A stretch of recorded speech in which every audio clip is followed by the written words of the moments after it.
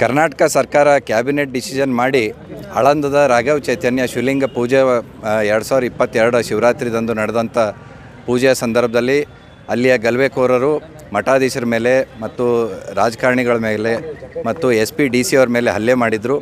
ಈ ಪ್ರಕರಣವನ್ನು ಹಿಂಪಡೆದು ಇವತ್ತು ಸಂವಿಧಾನವನ್ನು ಗಾಳಿಗೆ ತೂರಿ ಮುಸಲ್ಮಾನರಿಗೆ ಯಾವುದೇ ಕಾನೂನಿಲ್ಲ, ನೀವು ಮುಕ್ತವಾಗಿ ಯಾವುದೇ ಗಲಭೆ ಜಿಹಾದ್ ಏನೇ ಮಾಡಬಹುದು, ನಾವು ನಿಮ್ಮ ಜೊತೆ ಇದ್ದೀವಿ ಅಂತ ನಾವೊಂದು ಆತಂಕಕಾರಿ ಒಂದು ಸನ್ನಿವೇಶ ಇವತ್ತು ರಾಜ್ಯದಲ್ಲಿ ನಿರ್ಮಾಣ ಮಾಡಿದ್ದಾರೆ. ಅದಕ್ಕಾಗಿ ನಮ್ಮ ಹಿಂದೂಗಳ ಮೇಲೆ ಮತ್ತು ನಮ್ಮ ದೇವರ ಮೇಲೆ ಆದಂಥ ಅಪಮಾನ ದಬ್ಬಾಳಿಕೆಯನ್ನು ನಾವು ತಡ್ಕೊಳ್ಳೋದಿಲ್ಲ. ಇವತ್ತು ಆಂದೋಲನ ಶ್ರೀಗಳ ನೇತೃತ್ವದಲ್ಲಿ ಹೋರಾಟ ಮಾಡಿ ಇವತ್ತು ಜನಜಾಗೃತಿ ಮೂಡಿಸಿ ಕಾಂಗ್ರೆಸ್ ಸರ್ಕಾರ ಈ ನಿರ್ಣಯ ವಾಪಸ್ ತಗೋಬೇಕು. ಇಲ್ಲವಾದಲ್ಲಿ ನಾವು ನ್ಯಾಯಾಲಯದಲ್ಲಿ ಈ ಪ್ರಕರಣವನ್ನು ಚಾಲೆಂಜ್ ಮಾಡಿ ಅಲ್ಲಿ ಸ್ಟೇ ತೊಗೊಂಡು ಮತ್ತೆ ತನಿಖೆ ಮಾಡೋ ನಿಟ್ಟಿನಲ್ಲಿ ಕೇಸ್ ಬರಲಿಲ್ಲ. ಆಗಲೇ ತೊಗೊಳ್ಳಿಲ್ಲ, ನೀವು ತೊಗೋಬೇಕ್ರಿ. ಎಷ್ಟು ಅಂತ ಹೇಳ್ಬೇಕು, ಏನು ಕತೆ ತೊಗೊಂಡ್ಬಿಡ್ಬೇಕು.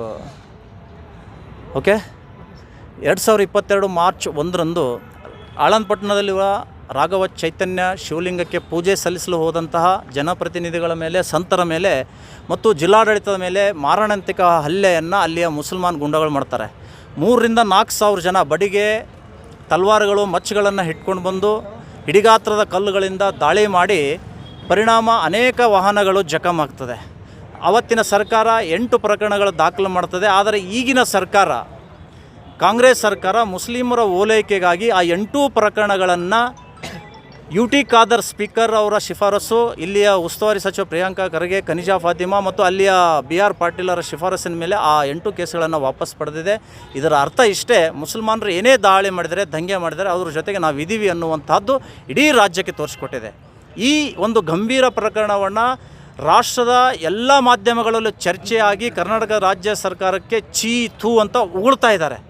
ಇಷ್ಟಾದರೂ ಕೂಡ ಬುದ್ಧಿ ಕಲಿಯದಂತಹ ಕಾಂಗ್ರೆಸ್ ಸರ್ಕಾರ ಇನ್ನಾದರೂ ಕೂಡ ಆ ಕೇಸುಗಳನ್ನು ವಾಪಸ್ ಪಡೆದದ್ದು ನಿಲ್ಲಿಸಬೇಕು, ಆ ಗುಂಡಾಗಳಿಗೆ ಕೋರ್ಟ್ನಿಂದ ಶಿಕ್ಷೆ ಆಗಬೇಕು ಅನ್ನುವಂಥ ಆಗ್ರಹ ನಮ್ಮದಾಗಿದೆ. ಇವತ್ತು ಪ್ರತಿಭಟನೆ ಮಾಡಿದ್ದೀವಿ. ಪ್ರತಿಭಟನೆ ಬಹಳ ಯಶಸ್ವಿಯಾಯಿತು. ಸರ್ಕಾರ ಇದೇ ರೀತಿ ನಿರ್ಧಾರ ನಿಲುವುಗಳು ತೆಗೆದುಕೊಂಡು ಹೋದರೆ ನಾವೆಲ್ಲರೂ ಸೇರಿ ಹೈಕೋರ್ಟ್ ಮೆಟ್ಟಿಲೇರಿ ಅದಕ್ಕೆ ತಡೆಯಾಜ್ಞೆ ತರ್ತೇವೆ.